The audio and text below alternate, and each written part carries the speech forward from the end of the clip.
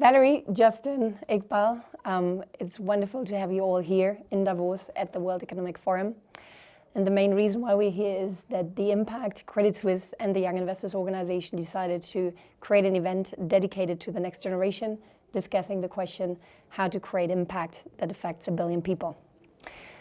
Iqbal, as you initiated that event, creating impact, what is so important for you? I think there are a couple of elements.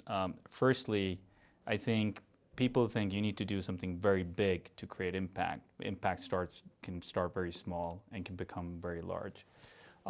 If I think about the cash balances that are held currently above 70 trillion, if we could put that to work from a financial institution's perspective, from an investment perspective, so not just thinking about optimized risk and return, but also how much impact that amount can create while having a rate of return.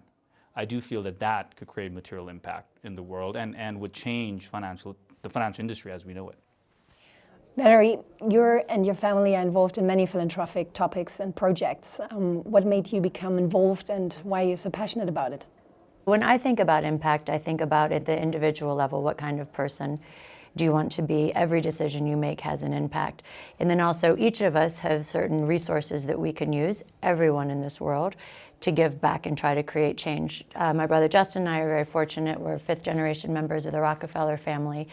That someone did really well and made a lot of money early on and gave us a lot of opportunities that we were raised to think everyone should have. So we were raised thinking about impact, and I try to think about that in every moment, trying to lead a life of integrity. And this is such a great opportunity to work with others who think similarly. Justin, at a very young age, you decided to create the impact and really make impact investing much more effective. What drove you to really start so young and make it happen? I've tried to use my network and time, my job, and the impact network of families around the world to focus on facilitating the flow of capital to businesses that create measurable social or environmental benefit. And the big idea is that through transparency, through technology, through network, this group of families can de-risk investments by being honest with one another, telling them about the lessons learned, the mistakes, the great investments they've made, what it means to them. And that cross-pollination of ideas and facilitated sort of transaction level looks at portfolios can facilitate that flow of capital. So we're helping families through the impact make more impact investments more effectively. Yeah.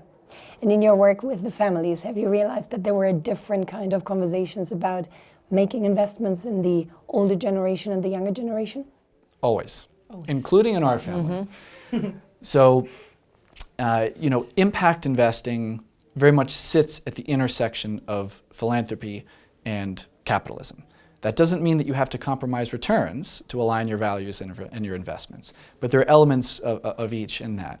And so that provides an opportunity for families to have conversations across generations. The stereotype is that older generations want the more idealistic, younger members of the family to be more practical. And this concept, aligning your values and your investments, is a very practical way to have an intergenerational dialogue. Yep. May I pick up on the generational point? Of course. There's the concept of generational neutrality has been very important both in our family as individuals, but also in the family organizations. So for example, the Rockefeller Brothers Fund, we were proud to be early in the global divest invest movement. We work on sustainable development issues, so we were very concerned about climate change. But we did not want to shrink our endowment, A, because we think our grant making is good and we want to continue supporting it, but also John D. Rockefeller Sr., Jr., our grandfather, they have all passed money down saying we don't have all the answers and all the problems aren't going to be solved. So generational neutrality is we want future generations to have the same resources to address problems. And this is when Justin says we haven't been willing to compromise returns because we care so passionately about the work and want so much for our children to have the same opportunities that we had. That's right. And some problems lend themselves to philanthropic solutions, and other problems lend themselves to solutions that business can create. And so it's not one or the other, it's both. So talking about banks, Iqbal, sometimes people see banks as being very profit-driven, whereas impact is very purpose-driven. What does Credit Suisse do there to link that? Look, I can just build on what has been said. I don't see a conflict between making a profit and having a rate of return while still having impact, positive impact, hopefully. And I do feel a bank, the financial industry as a whole, thinking about investable assets and what we at the end of the day do.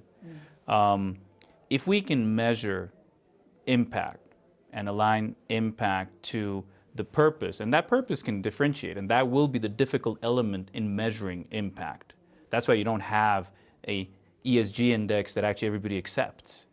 And I do feel that there's a big role a bank can play to actually align risk, return, impact, measuring impact, and then aligning it to the purpose our clients would like to have. And I do feel thinking about what that could do in terms of fund influx into impact investing could be pretty material.